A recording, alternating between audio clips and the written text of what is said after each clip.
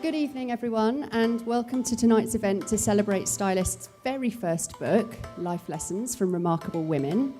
I'm Mandie Gower, the executive editor at Stylist, and it was my absolute pleasure, and to be honest, sometimes slight pressure, to edit and curate this brilliant little tome full of amazing life lessons. Now, we had 25 incredible writers who contributed to the book, and of course, they were all an absolute honour to work with, but I have to say I am especially delighted at the four that we have with us tonight. Laura Jane Williams, Robyn Wilder, Lucy Mangan and Alix Fox. And to be honest, their essays to me, well, you'll hear from them later, but they're all frank, straight-talking, supportive, and as witty as they are wise. And to me, they're basically the literary equivalent of the best kind of girls' night out, and which is essentially what tonight is going to be. So we're really glad that you're here with us. Now we're going to hear from each writer is going to read a short passage from their essay, and then there's going to be a Q&A at the end where you get to ask any of the panel any questions that you would like. And if you don't have a question, then we would love to hear your life lesson as well. I think we could all do with taking away a few more with us tonight. So do have a think about those and get your questions ready for later on. Before we get into the readings, I just wanted to tell everyone a little bit about the background of the book. When Stylist launched 9 years ago now, it was with a very clear feminist manifesto. We were always going to talk women up, not tear them down. And so as such, things like body shaming and gossip and just general talking down and that sort of critique of women that you see so often was very definitely out. We only wanted to really interview and commission women who were inspiring and had a talent and really had something of substance to say. And so after a while, that turned into a live event series called Life Lessons. You can see where this is going. And we invited some of our favourite inspiring, high-profile women to come and share in a really succinct 15-minute slot that nugget of wisdom that had empowered them through their lives. And it proved hugely successful. And after a while, we thought, well, if it's worth saying out loud, then it's definitely worth writing down. And luckily, Penguin agreed and worked with us on this book, and Life Lessons, the book, was launched. That Penguin have put it out in time for this year's International Women's Day is hugely exciting for us.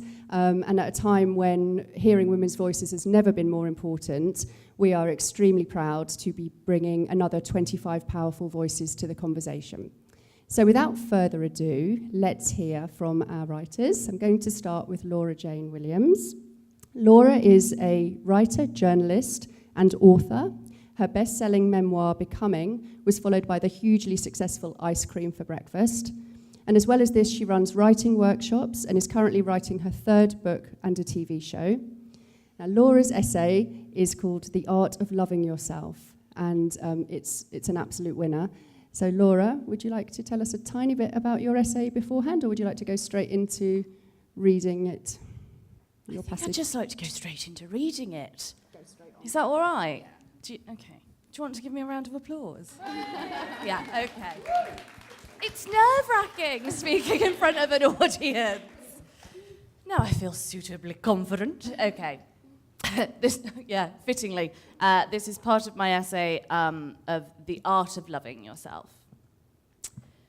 Babe, listen, if I've learned one thing in my life, it's that it is nobody's job to give you permission. Permission to like yourself, permission to want what you want and how you want it, permission to be who you are. It's nobody's job to put you at ease or hold your hand or tell you over and over again, because you never believe it the first time, just how wonderful you are. Does that disappoint you? Does that make you feel afraid? Fucking good. Because feeling afraid and living boldly anyway, on the terms that you decide for yourself, that's how you'll learn what it is to be magic, and you are a supernatural force. Without self-love, we are neurotic and self-centered and insecure. We think we will be worthy once other people tell us that we are loved, but it is you, and only you, who sets the tone for your life. To be loved, we must be loving, and that love begins with ourselves. If we practice self-love, everything changes. We find contentment in our work, satisfaction in our relationships, kindness for who we are and how we look and what we say. Self-love affects every aspect of our days. It isn't a privilege, it's a right. And so here are 5 of my 16 tips for loving yourself in work, friendship, and romance. I haven't mastered all of them, so I certainly won't tell you to be perfect at this either, but I dip into these ideas when I can. And with self-love, every little helps. It all adds up. Self-love is cumulative.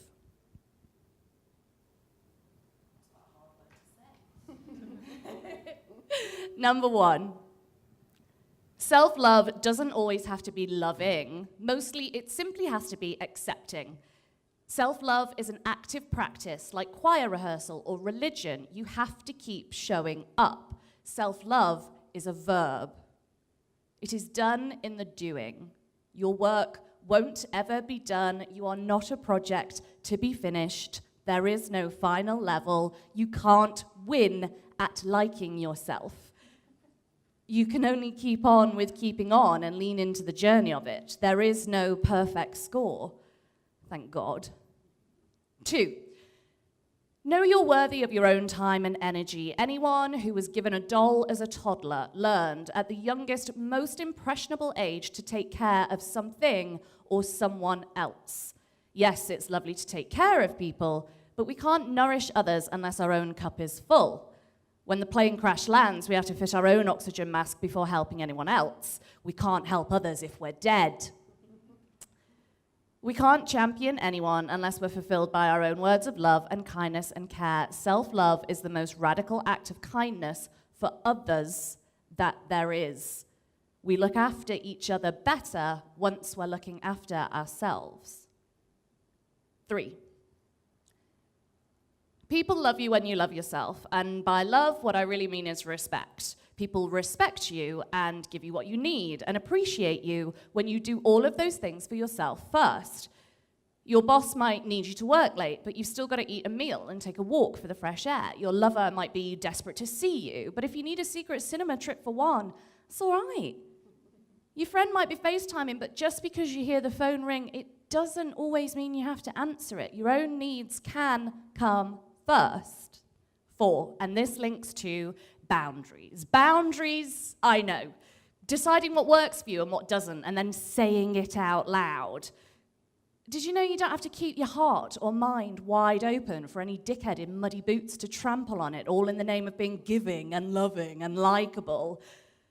Having love for yourself means learning to tell folks, do you know what, it don't work for me. You don't even have to justify why. Not feeling good for you is reason enough to say where your line is. End of. No, I can't travel 45 minutes on the Central Line to meet you for a drink. It's too far. I don't want to go to Bangalore for a holiday.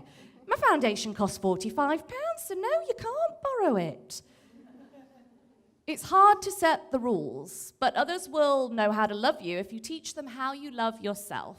And that's because 5, you are the expert on you. Don't let other people tell you who you are. Don't let Dave at work make out like you're the sensitive one because you let him know his misogynistic joke was bullshit. Or your father continue the faulty narrative that you're the selfish one of his kids because you work 75 hours a week and so don't visit weekly like your sister. You're not socially awkward because your boss said so after that work party, or not very sexual because your ex-boyfriend was mad he couldn't make you orgasm with 3 minutes of dry finger banging.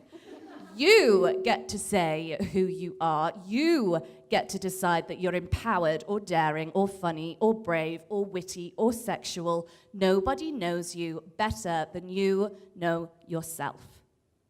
Trust that. Trust yourself. It really is the most radical act of self-love there is, to be exactly who you are, proudly.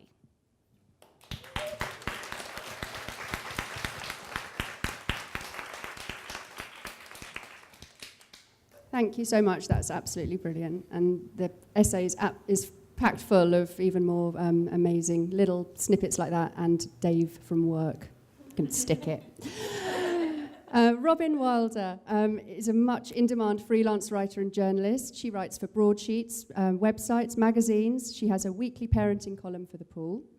She's an influential advocate on mental health, and her frank confessions about parenting, anxiety, depression have won her a huge following. She's also recently started a rather brilliant parenting podcast with an excellent name, The Naughty Step. Robyn's essay is called "You're Not the Worst Mum in the World."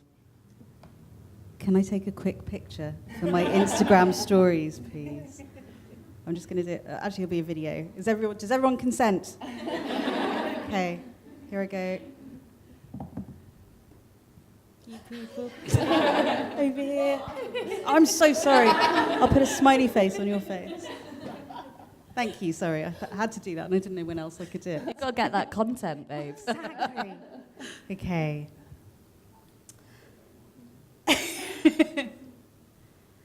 Dear new, tired, overwhelmed mum. Hello, my name is Robyn Wilder. I have to put that in everything I write. I'm a mum too, a bit further down the line from where you are. 2 frozen Januaries ago, amid the early morning alarms of an induced labour gone awry, I gave birth to my son, Herbie, by emergency caesarean section. 4 evenings later, I don't know what your hospital is like, but at mine they like to thrill you with rumours of discharging you at 8 a.m. before actually doing so at 10 p.m. I went home to a dark, unheated house with a tiny new scrap of life in my arms and no idea what to do next. I was supposed to feel joy and bliss. I was supposed to have a handle on when next to change the car-sized maternity pad between my legs. Instead, I just felt panic. I mean, enormous love, but also a suffocating panic that I suspect I'd have felt even if I'd sneezed the baby out and been carried home on an upholstered palanquin. Because, as you know, it is a very strange thing to have a baby. It's a bit like bringing home a new kitten, only a kitten you have very many complicated feelings for, and one that changes your body and relationship and career and home, and makes it impossible to watch any psychological thriller involving children in peril. Incidentally, don't worry if you have to put this book down to attend to your baby, or to a cup of coffee that's still above room temperature, or to rewind that Netflix show that revealed the murderer just as your baby farted too loudly. I'll be here when you get back. Imagine you're reading the book. Imagine. And when you do get back, I'd like to talk to you about perfection. Despite the fact that I'm the sort of person who gets lost within her own postcode and regularly trips over great lumps of nothing in the street, I somehow expected to be a perfect parent. I'd read the manuals, and I decided what sort of parenting style I wanted to adopt, gentle, with a touch of French, because they're stylish and they drink wine. I assured my boss I'd be back at work within 3 months of giving birth. I draped my son's nursery in so much bunting, it looked as though Pinterest had thrown up on it. In short, I treated parenting options as though they were muted colours on a farrow and ball swatch. Really, I should have expected my expectations of perfection to be as violently punctured as they were. Pregnancy. Sorry. I fully intended to glow throughout my pregnancy, all sunlit and mellow with really great hair, demurely cupping my belly in a series of nauseating floral smocks. Instead, I developed morning sickness so severe I had to be rehydrated at hospital twice a month. I also got gestational diabetes, anemia, cankles, and in my 3rd trimester, I cracked a rib. My hair was pretty lush, though. Birth. I don't remember a lot about the birth, apart from vomiting, asking for Diet Coke a lot, and then passing out from blood loss on the operating table. It was only in the weeks afterwards, when very unwanted images of blood and broken babies kept flashing before my eyes, that I realized how much my labor had affected me. Sorry. When you're pregnant, people, scare you with tales of ripped perineums and show you images of swollen, purple, baby-stuffed vulvas, But no one talks much about the quiet horror that can mess you up after a traumatic birth. Yes, it happens. Post-birth PTSD is a thing, and it's different from the baby blues. It took 2 midwives and a doctor to convince me, but I did recover with their medicine and their counselling.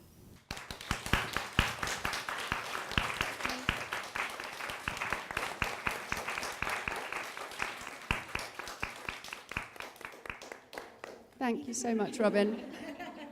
I'm glad you got that picture as well. Our next along for our next reading comes from Lucy Mangan. Now, to regular readers of Stylist, Lucy Mangan needs no introduction. As our award-winning columnist, Lucy's witty observations and incisive commentary can be read every week in the magazine.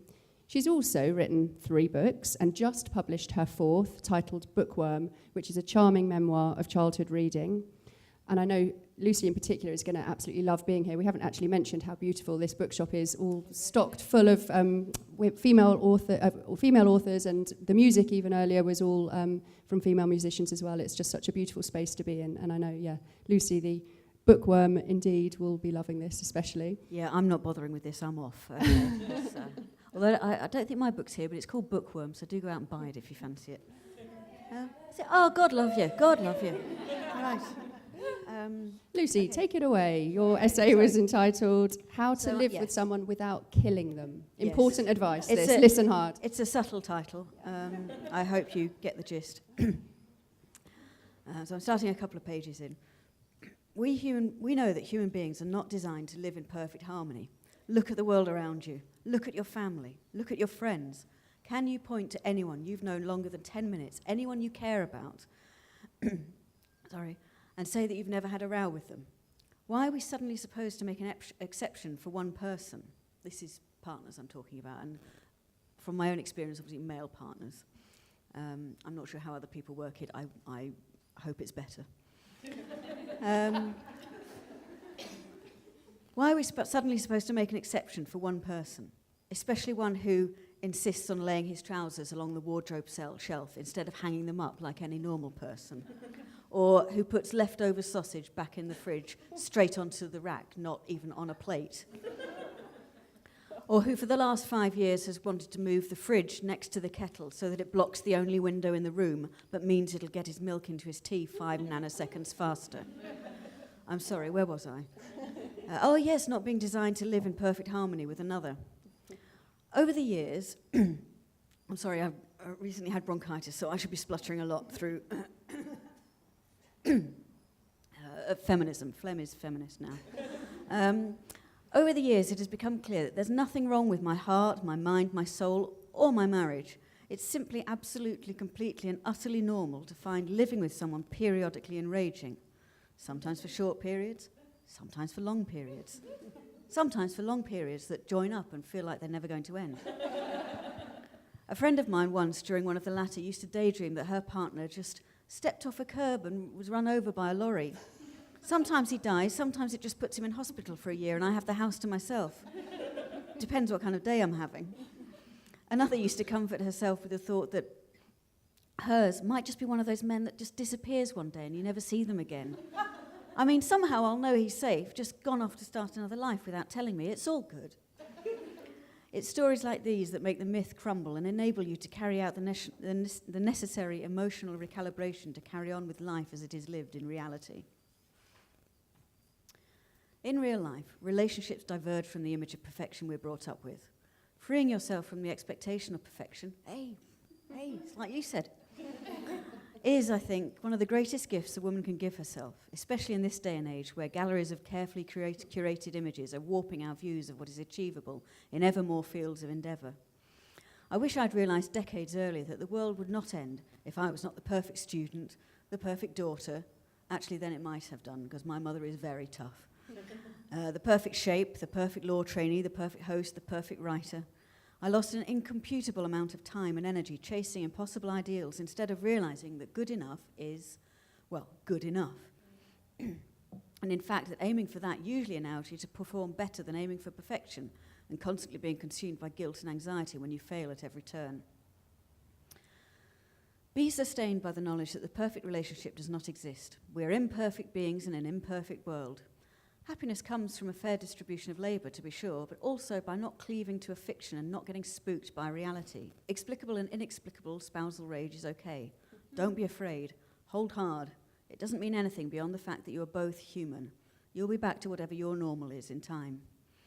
Try not to do or say anything that will have repercussions lasting longer than the spasm of fury itself. You can say, for example, through gritted teeth, I am not having the discussion about the fucking fridge, sausages, trousers again. But not, it is exactly this kind of total cretinism that makes me wish I'd never met you, never got myself trapped into this abyss walled by futile explanation and negotiation, out of which I fear I will never climb. I honestly wouldn't piss on you if you were on fire right now, for example. Keep calm and carry on. This too, my darlings, will pass. Any day now, I hope. Any day.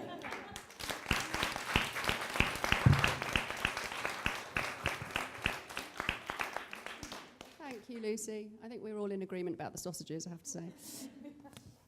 Final reading comes from Alix Fox, who is an award-winning journalist, sex educator, BBC Radio 1 podcast presenter. She's also presented podcasts for The Guardian, delivered a brilliant TEDx talk, and worked on the mental health campaign Heads Together.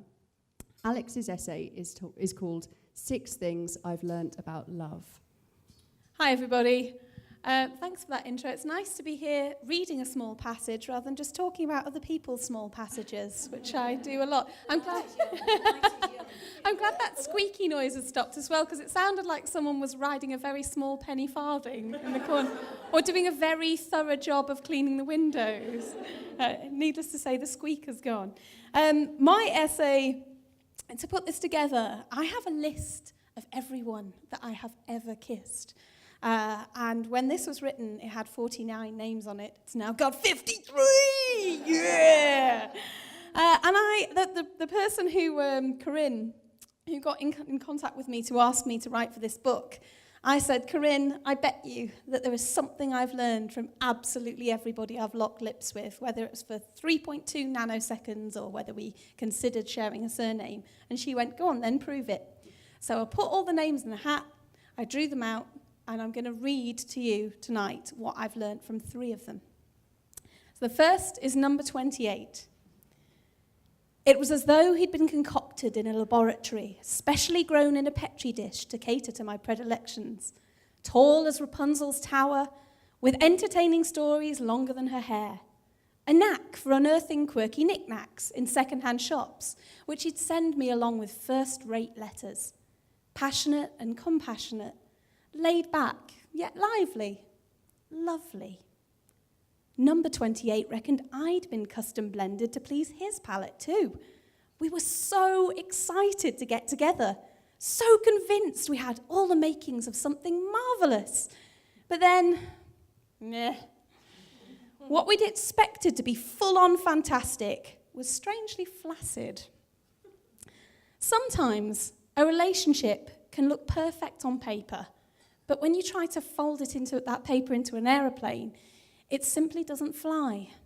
However hard you try, it never quite takes off. It's baffling and exasperating when your heart really smarts to be with someone and then you find a person who in theory seems tailor-made, only to try them on for size and find that inexplicably they don't suit you. The chemistry of love is infinitely more complex and unpredictable than any physical science. There is no periodic table that can neatly inform you of all the elements required for a spellbinding romance, nor inform you how to recognize and properly combine each rapturous reagent. Periodically, I've drunk myself under the table in mourning over this. Yet, like it or not, at times, love functions more like magic than logic. However much you try to reason and rationalize about the factors and circumstances that ought to conjure it up, like a rabbit in a hat, it will spring from where you least expect it and be absent from where you felt sure it made sense for it to dwell.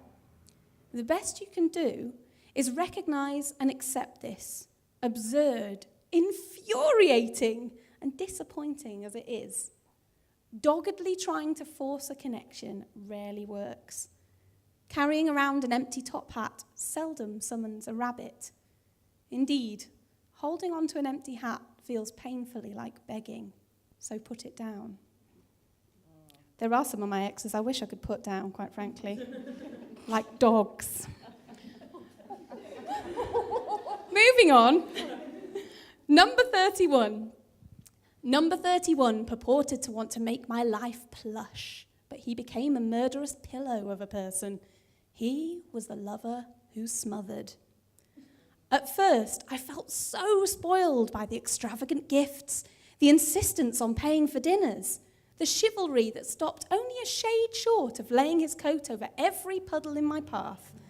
But after dipping my toes into this relationship for a few weeks, I discovered something sinister lurking beneath, threatening to drown my independence. If I tried to protest that the presents really were too much, when I privately began to feel obligated to make commitments that I wasn't ready for in return for this ostensible generosity, I was branded ungrateful.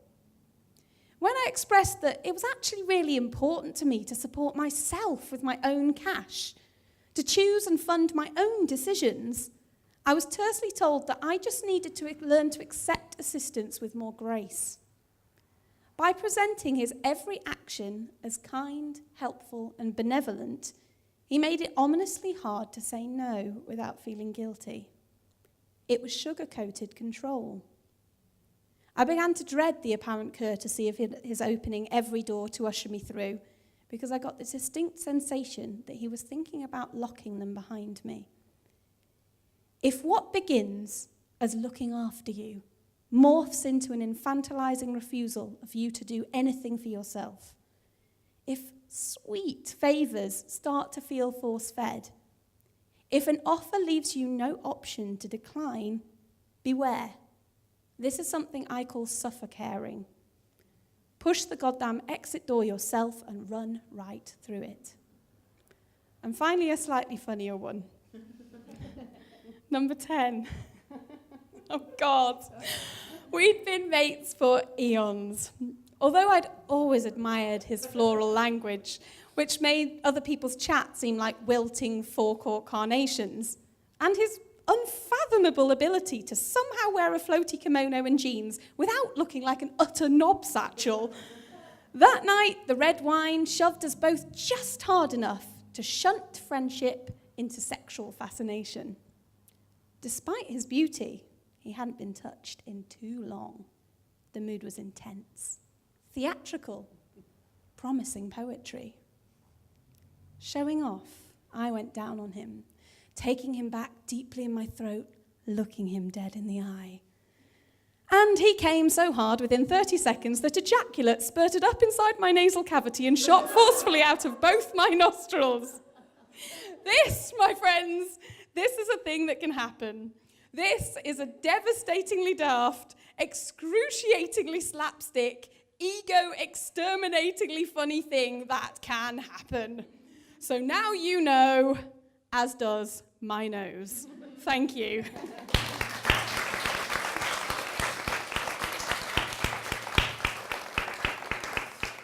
I mean, there's really no one who could follow that.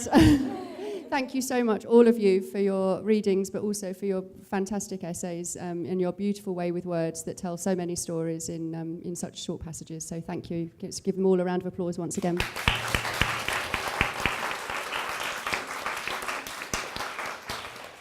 So now it's over to you. We would love to take your questions. We would also equally love to hear of any life lessons you have that have been hard-won that you feel like we should all know as well. While you think of questions, if you could put your hands up, I think there will be a microphone that will come round so you can speak into the microphone and perhaps just do a quick hello, say who you are, and then ask your question.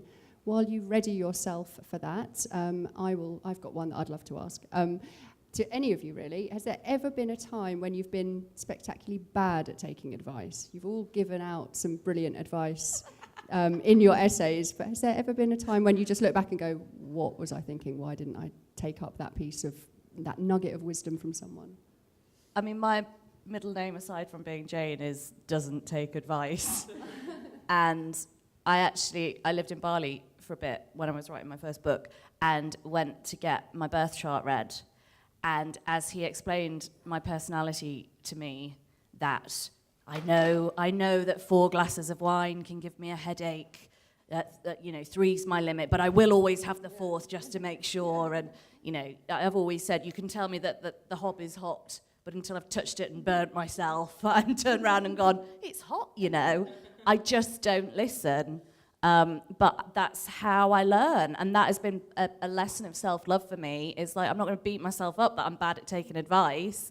I'm going to embrace how I do learn and sort of ignore the other bits, really. Anybody else got any thoughts on that? Alix, you look like you may have occasionally... Don't use deep heat and then have a wank. Don't do it. Seriously, though, it's taken me... I am still a work in progress when it comes to being as kind to myself as I would be to other people. There are lots of times where I hear stories from people who tell me that they are flat out with work, that they have a domino rally of to-dos on their list. They've got a to-do list longer than your average porn star's dong, And I often tell those people, it's really important to make time for yourself. And then I look at my own to-do list, and the dong is dinging on that thing. And I look at what time I have scheduled in for myself, and I'm not very good at taking my own advice there. Equally, when it comes to forgiving yourself for mistakes, every day I meet people who've made what might be a small hiccup all the way to a massive fuck-up. And I see their humanity, and I actually feel great joy in telling somebody, it's okay, and you're going to be okay, and I still love you. When I make mistakes, oh my goodness, I focus so much on berating myself rather than giving myself that grace to go, learn from it, and continue to love yourself. But as we've all sort of covered one way or another, taking your own advice and being good to yourself is always a work in progress, I think. I've stopped the wanking with the deep heat, though. Yeah. I'm crossing my legs for other reasons. I'm really good at taking advice. I will, if someone has a piece of advice, I will take it. That's just what I do. Literally, for instance, the other night I made chocolate pudding out of avocado because I read it was a good idea. Really wasn't. But one thing I've always struggled with is when people talk about self-love and say, love yourself. It feels like a command that I've like, okay. Does your rebellious streak kick in? You're like, no, I'm not going to. I'm going to hate myself. I've never figured out how. Like, how do you just turn on? I mean, I feel right about myself. I'm here, and I continue to be here, and that's fine. Does that sound positive? That doesn't sound positive, does it? I'm okay. But what you said about respecting yourself, that's a lot. That's more. I can understand what that means more. I know how to respect people. If you put a person in front of me and said love them, I'd be like, what's their underwear like? What's their personal hygiene? What are they going to do for me? Yeah, but respect yourself seems a lot. It's advice that I can relate to rather than love yourself. I can't stand in front of a mirror and murmur nothings at myself. That's just creepy. It's like Victoria Wood said, someone said that to her once, and she stood in front of the mirror naked going, you have Latin O-level, you have Latin O-level. And I think that's about all I could muster. I think sometimes it's all you should muster. There might, that might be it. Dig deep, Yeah. Can we have a show of hands for any questions? Don't be shy, we're all very friendly. Alix has talked about wanking with deep heat. Come on, let's just share. I didn't actually wank deliberately with the deep heat. The deep heat No, was we understand that. elsewhere. We know you're not a moron. Yeah. You're just oversexed. I have to be careful in situations like this when I ask people to put their hand up. I have to specify in the air, not in yourself. I mean, you can do that as well, I guess. Self-love. Robyn, what about new parents who often sort of absorb advice like sponges, but also violently hate being told what to do as well? Did you ever feel worried about writing, because you write so much about this, about that, getting that balance right of really out of the goodness of your heart trying to share, but also not trying to tell people how to do it? It's such a sensitive time, isn't it? Yeah, and there's a fine line between saying, you know, everyone's special and you're special. Everyone's different and you're different.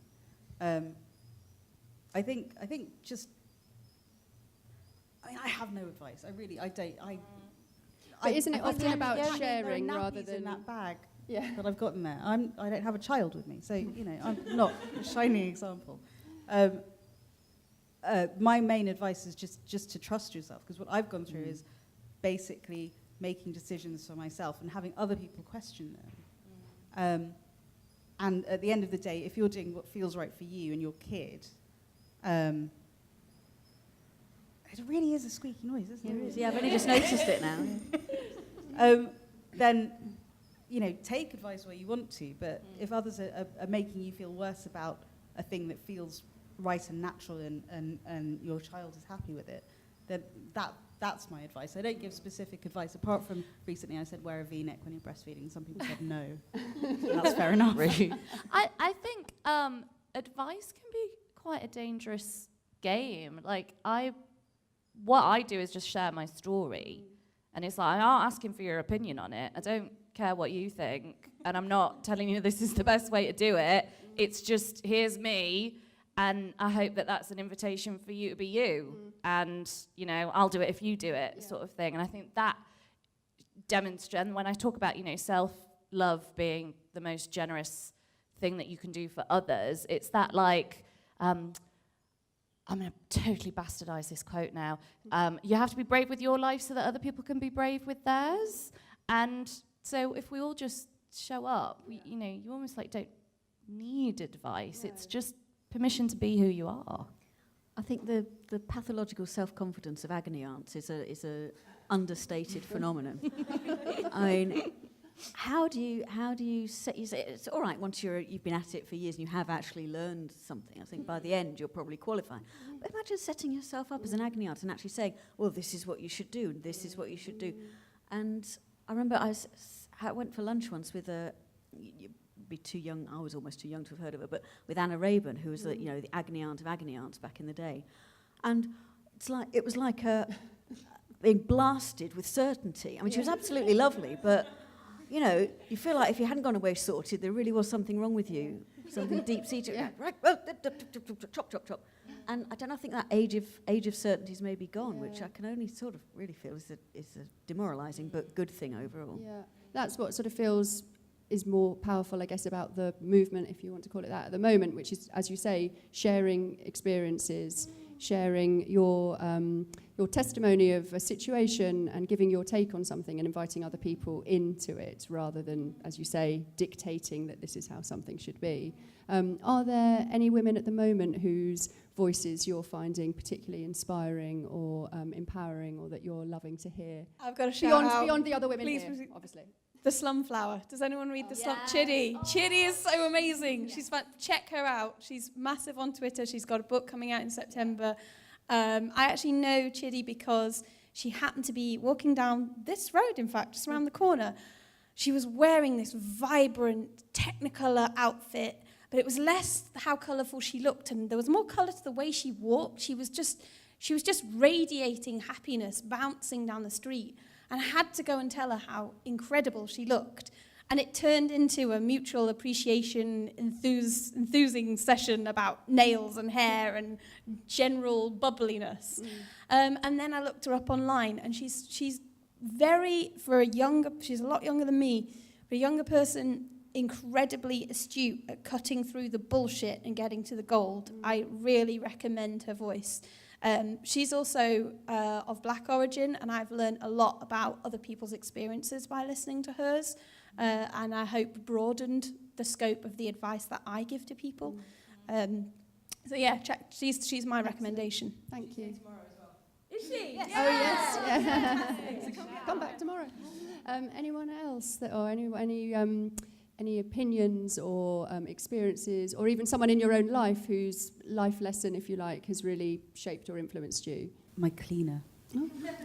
I know it sounds awful, but I can't clean for toffee, and we don't have to apologise for having cleaner.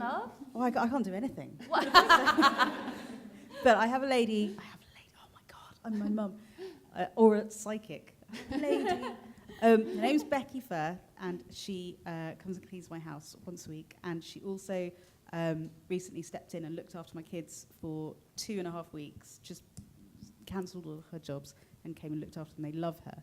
But we were talking about mums. My mum, I have a difficult relationship with because I'm estranged from her, and it wasn't fun. And I was talking to her about it, and I think she had a similar situation in her life, or she knew someone who did, and she basically said, "This is your reward. You have a lovely house, lovely family. You've got a nice career. Your kids are amazing. Your husband exists." And You've been reading Lucy's essay, haven't you? all of Lucy's essays.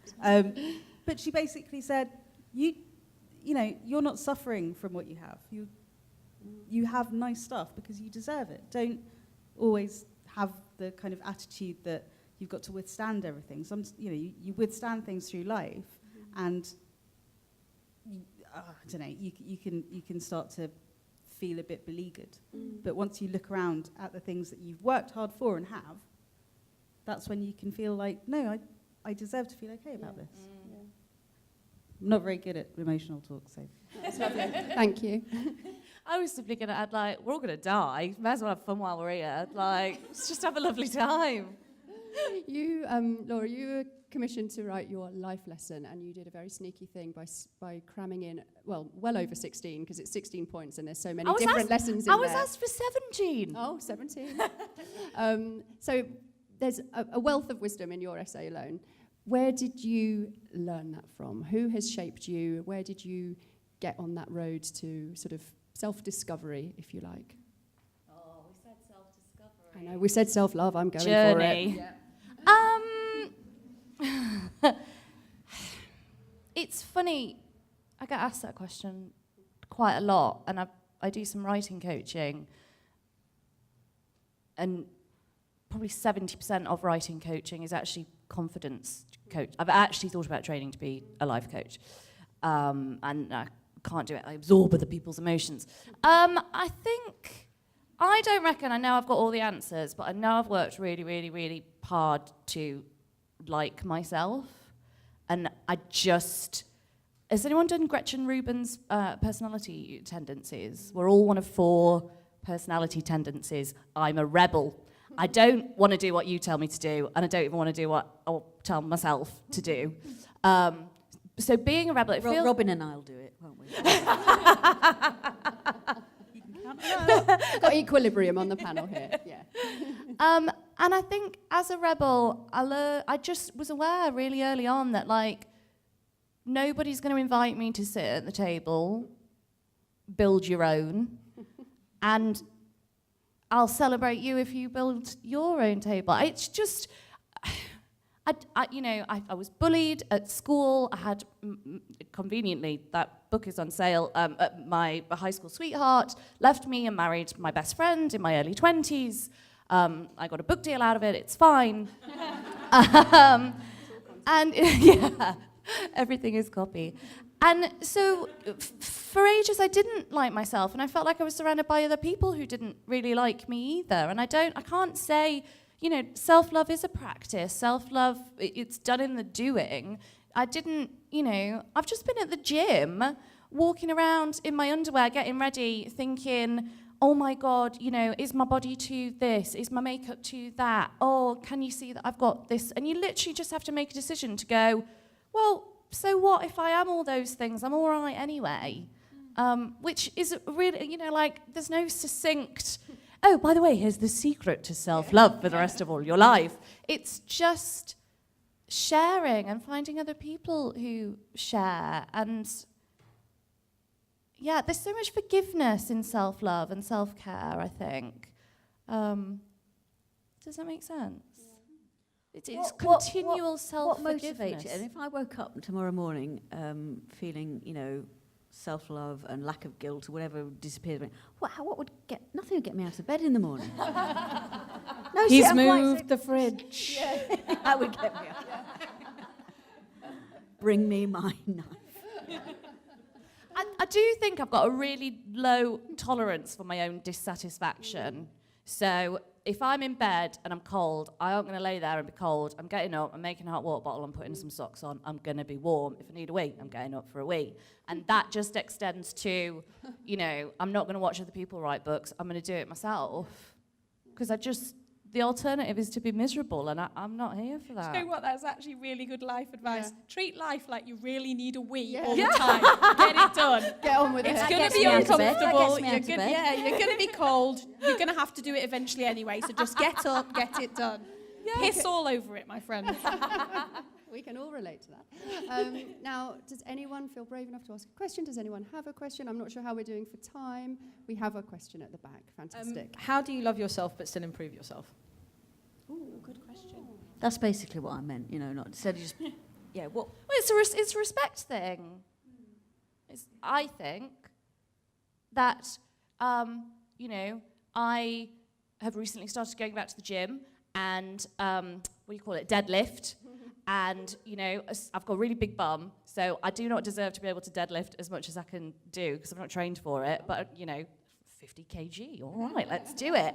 And it's like, well, I respect myself enough to push myself just to see what I can do. And I'm not tied into I think it's about disengagement from the result. Who was it? Amy Poehler. Treat your career like a bad boyfriend. Don't be bothered about the end result, to just do the doing. Very good. Anybody else out there? I'm just wondering how to love yourself whilst improving yourself. Maybe the key is to love yourself enough to think that you are worthy of improvement.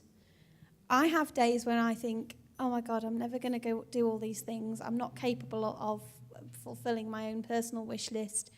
And feeling deflated that I don't feel like I could ever achieve those things because I don't deserve them. I don't deserve that success.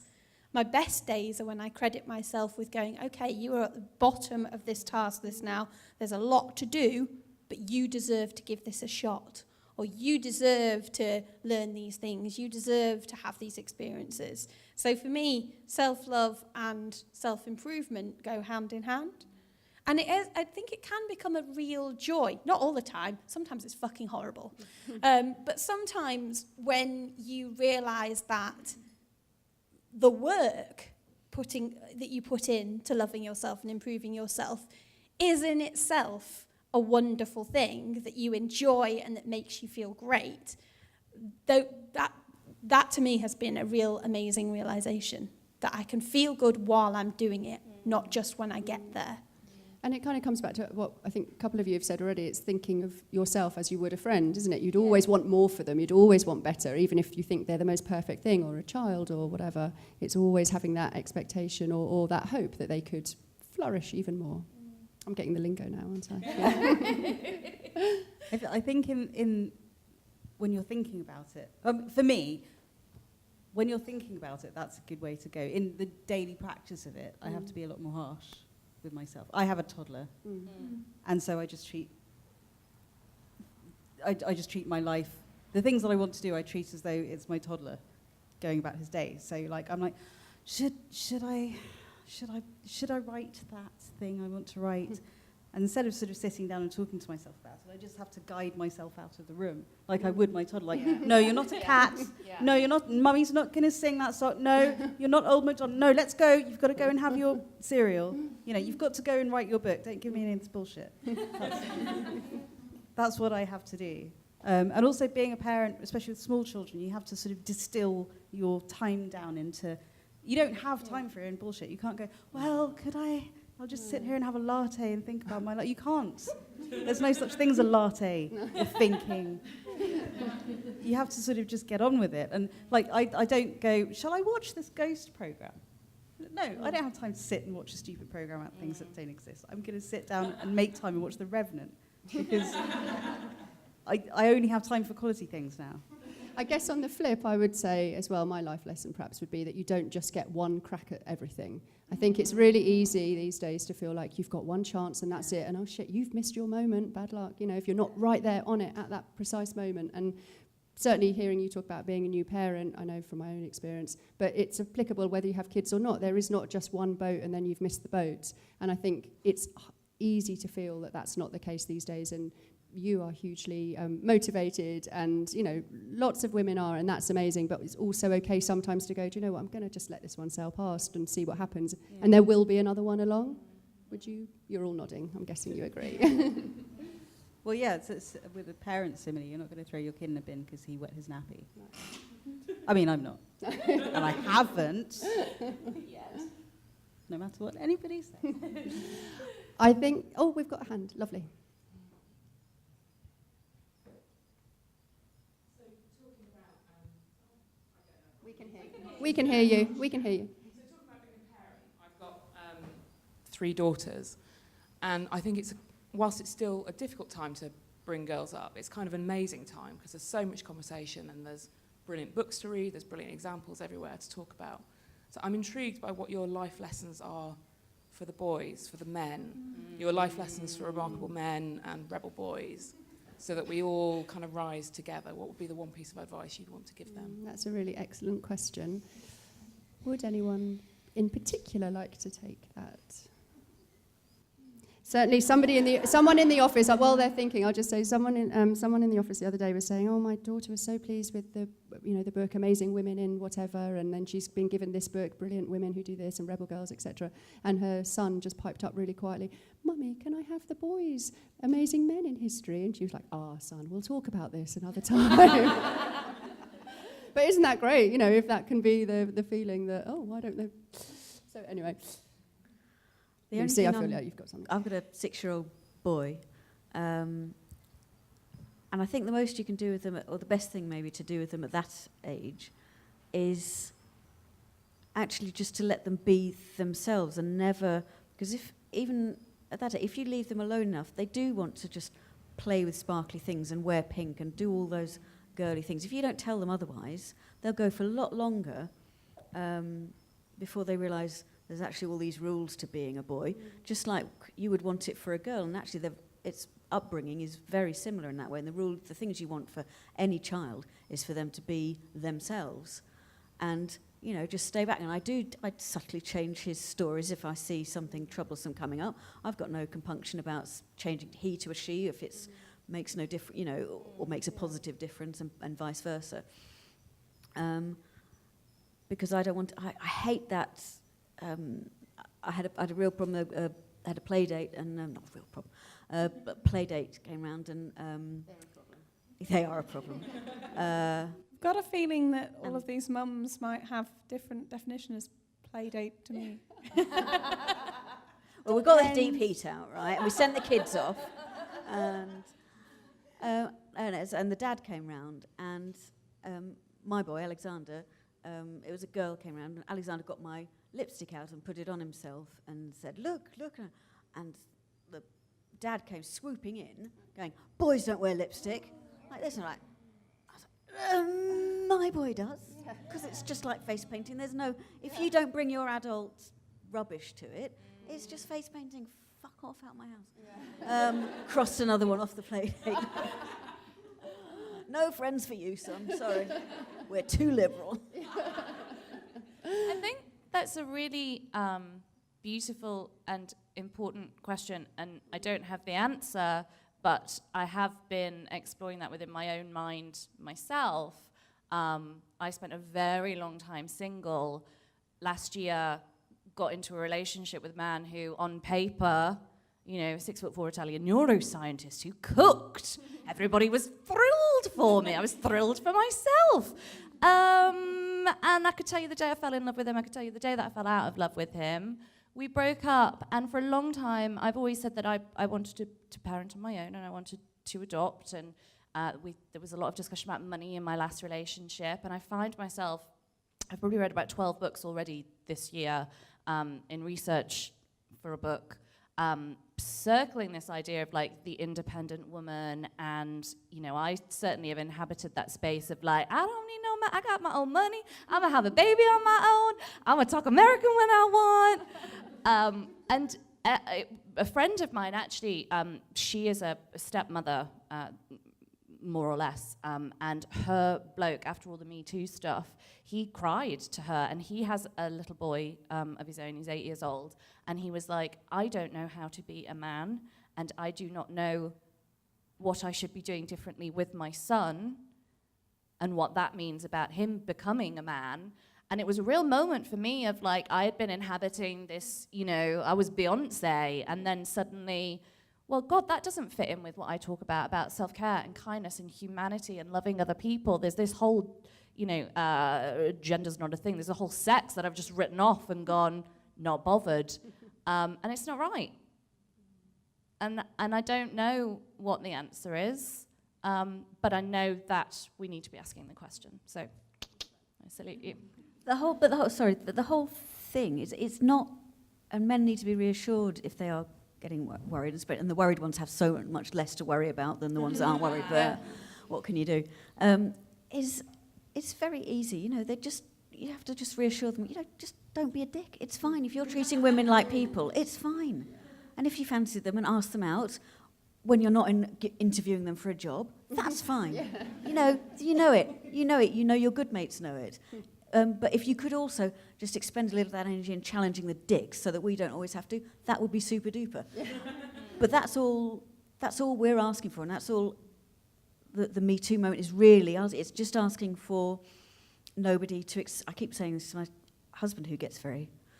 you know, he's argumentative by nature, and he just seizes on a lot of things that just really wants to discuss them in depth. And it's really very simple, is that we're only asking them not to exploit their power when they have it, whether it's a physical power if you're on a date or in an alleyway, whether it's professional power over you. Don't do that. If you wouldn't do it to a younger man who was in your...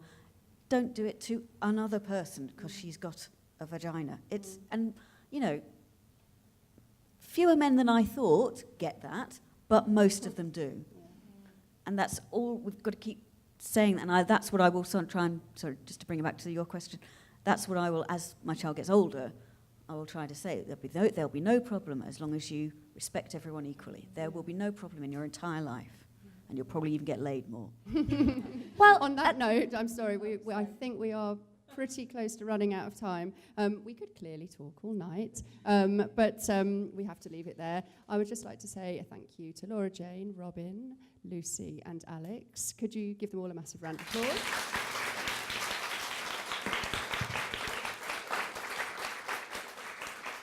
I'd also like to say thank you to all of you for coming along. We know there's so many amazing events going on this week for International Women's Day, and this is just one of them. So thank you for choosing to be with us tonight.